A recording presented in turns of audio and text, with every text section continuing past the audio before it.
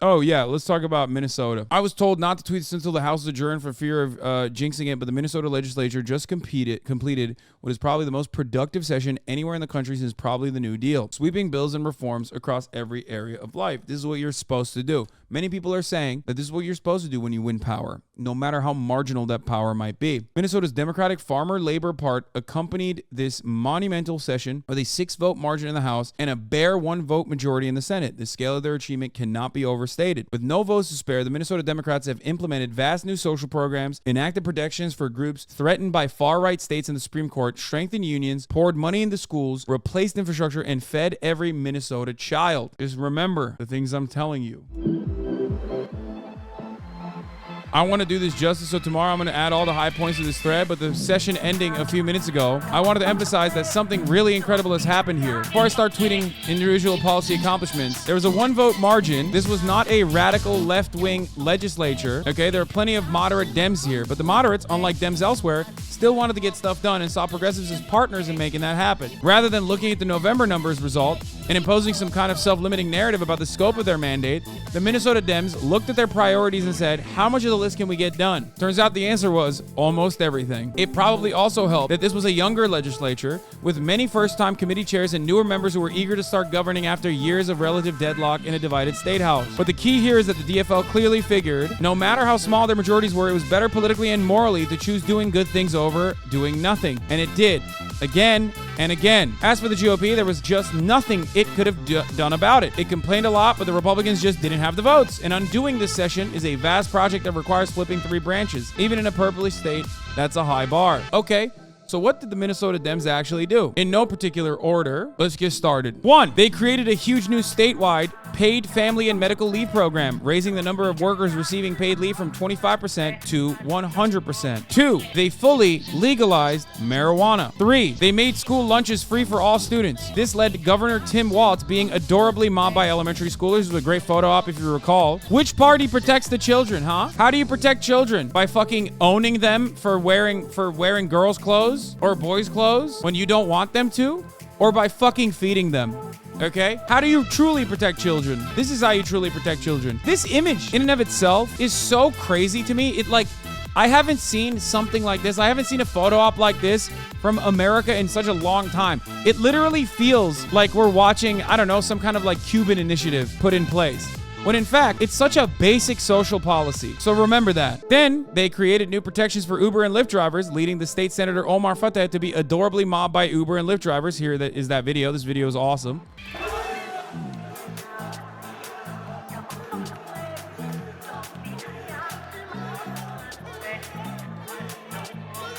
Which party supports the children? Which party supports the workers? They codified Roe v. Wade, ensuring that Republicans can't endanger abortion rights in Minnesota simply by controlling the courts. They funded the replacement of all lead pipes in the state, another Sidney Jordan law. This one was so obviously good that it passed with unanimous Republican support too. $240 million went to lead pipe removal bill. They banned non-compete agreements and created a statewide paid sick leave. Another labor victory among 8 other major worker-friendly changes that came to the state. Minnesota Dems enacted a raft of laws to make the state a trans refuge and ensure people receiving trans care here can't be reached by far-right governments in places like Florida and Texas. Minnesota Dems ensured that everyone, including undocumented immigrants, can get driver's licenses. They made public college free for the majority of Minnesota families. Minnesota Dems also dropped $1 billion into a bevy of affordable housing programs, including by creating a new state housing voucher program. Minnesota Dems massively increased funding for the state's perpetually underfunded public defenders, like our boy, Alex Peter, which lets more public defenders be hired and existing public defenders get a salary increase. Minnesota Democrats raised Minnesota education spending by 10%, or about $2.3 billion. And Minnesota Democrats created an energy standard for 100% carbon-free electricity by 2040. Minnesota already had some of the strongest election infrastructure and highest voter participation in the country,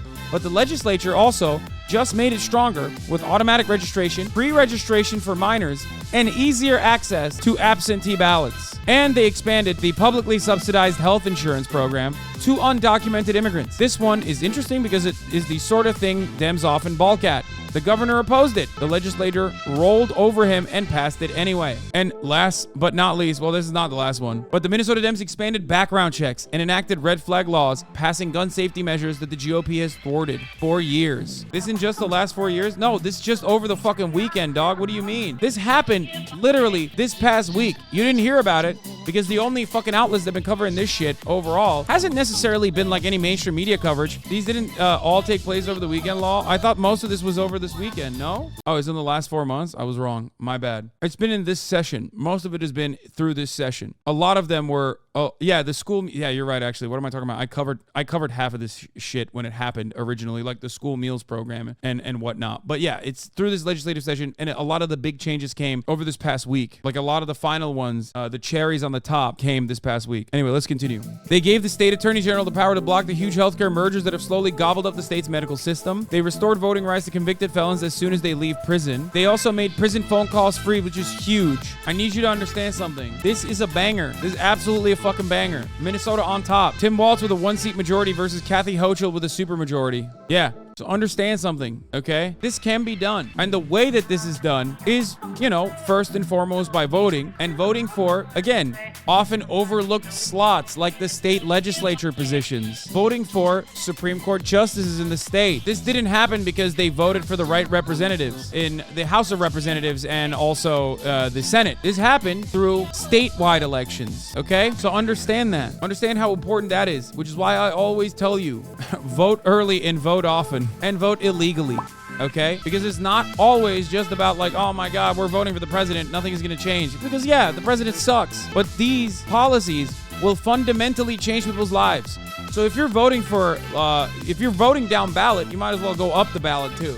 That's the best argument that I can ever show you for voting. They passed new wage protection rules for the construction industry against industry resistance. They created a new sales tax to fund bus and train lines, an enormous victory for the sustainability and quality of public transit. Transit be more pleasant to ride, more frequent, and have better shelters along more lines. What were we doing for shelter and bus stops in Los Angeles? This is what we were doing. Meet La Sombrita, the shade structure that only attracts more heat. This is what we were doing in Los Angeles, baby. That's what we were doing. They passed strict new regulations on PFAS, the forever chemicals. Minnesota Dems passed the largest bonding bill in state history, funding improvements to parks, colleges, water infrastructure, bridges, etc., etc. And they're going to build a passenger train from the Twin Cities to Duluth. A wonky but important change. They indexed the state tax to inflation, effectively increasing the gas tax. And they indexed a bunch of stuff to inflation, including the state's education funding formula, which helps ensure that school spending doesn't decline over time. They also made hourly school workers like bus drivers and paraprofessionals eligible for unemployment during summer break when they're not working or getting paid. Minnesota Dems passed a bunch of labor protections for teachers, including requiring school districts to negotiate class sizes as a part of union contracts. They created a state board to govern labor standards at nursing homes. They created a prescription drug affordability board, which would set price caps for high-cost pharmaceuticals. They created new workers' protections for Amazon warehouse workers and refinery workers. They passed the Digital Fair Repair Law, right to repair, which requires electronic manufacturers to make tools and parts available so that consumers can repair the electronics rather than purchase new items. He says, as far as I can tell, there isn't a single news story written about it, but they also made huge improvements to the state's Public Employee Labor Relations Act, making it far more labor-friendly by making staffing ratios a mandatory subject of bargaining. They made Juneteenth a state holiday. They banned conversion therapy. They spent nearly $1 billion on a variety of environmental programs, from heat pumps to reforestation. They expanded protections for pregnant and nursing workers already in place for larger employers to almost everyone in the state. They banned price gouging in public emergencies. They created a new child tax credit that will cut child poverty by a quarter. They dropped a quick $50 million into homelessness prevention programs. And because the small stuff didn't get lost in the big stuff, they passed a law to prevent catalytic converter thefts. They increased child care assistance. They banned captive audience. Oh, this was the one I was going to talk about. They banned captive audience meetings where employers force employees to watch anti-union presentations after they pay $1 million contract to a fucking lawyer to come over and talk to them about how unionization will actually get them to lose their jobs, and therefore you should say no to unions without actually openly stating it. They forced a signal priority change to the Twin Cities transit. Trains have to wait at intersections for cars, which I can say from experience is terrible. Soon that will change. They provided the largest increase to nursing home funding in state history. They also bumped up salaries for home health workers to help address the shortage of in-home nurses. They legalized drug paraphernalia, which allows social service providers to conduct needle exchanges and address substance abuse with reduced fear of incurring legal action. Minnesota Dems ban white supremacists and extremists from police forces, cap probation at 5 years for most crimes, improve clemency, and mostly banned no-knock warrants. Minnesota Dems also laid the groundwork for a public health insurance option. There's billions of dollars of stuff I'm leaving out. It is truly overwhelming, but I want Sydney to have the final words on this thread. Good session. There you go. When there's a will, there's a way. When you have legislators who are actually willing to do the job, you can get this shit done. I'll tell you this much. For once, state legislatures actually do a lot of good work in many places, and it often doesn't get a lot of coverage. But this one was such a banger session that like a lot of people were talking about it. But ultimately, the Minnesota state legislature behaved like the Republican state legislature. But how does the Republican state legislature act when they have majorities or super majorities, God forbid? Holy shit. What do they pass? Are they passing bills like this one? No, they're passing the opposite. They're passing conversion therapy bills. They're passing basically bills that eviscerate trans people. They're trying to make sure that you have more than 3-minute ad breaks at the top of the hour. They want it to be longer. This is what makes Republicans so dangerous. They use the power they get. Dems always squander it. No, what's also important is how the Republicans operated. Because when Democrats actually fucking start doing progressive policy implementation, the Republicans can't turn around and be like, no. What we should do is actually still focus on like killing trans children. They have to come back to the table with proposals that are sensible, okay? They have to react to this kind of shit. They couldn't fight against this. When they tried to, they were forced to come up with policy provisions that were still what Democrats would push for in other fucking blue safe havens. They turned into docile little doggies, okay? So I just want you to understand that there is a necessity to vote. Obviously, this is part of the reason why I mention it. But the other part of this is that, like, when Democrats do behave this way, Republicans have to counter with not unhinged shit, okay? With boring policy proposals that get you nowhere. What are they supposed to do? What are they supposed to advocate for against this kind of shit? Oh, we don't want,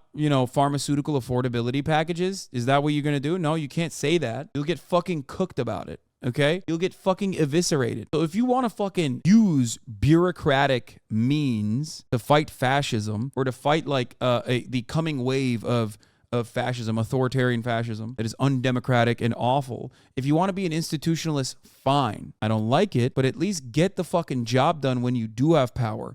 This is one of the main criticisms I have over the National Democratic Party. Because if the National Democratic Party was more aggressive, like the Minnesota Democrats were, the Republicans wouldn't be able to get away with like screaming about half the shit that they scream about on a regular basis. They had majorities. You get it? You understand? And the Minnesota Democrats could have done the same shit. They have centrists in there. They have moderate Democrats with districts that are threatened. They could have fucking turned around and been like, well, this is like fiscally irresponsible as a matter of fact. So I'm afraid I'm going to be the stopgap measure to this. But they didn't do that. That's why I always say, like, it's the fucking centrist blue dog Democrats that are the rotating villains inside of the fucking National Democratic Party that are the real villains of society. Okay? Republicans are going to do Republican shit all the time. They're going to be bad. They're going to be awful. They're going to be gross. They're going to be perverts. But at least the Democrats are supposed to do a job that they were hired to do, that we were elected to do. This constant screeching about this like civility and bipartisanship is just a way to try to dull the masses. And the media goes along with it. They ham up that narrative over and over again.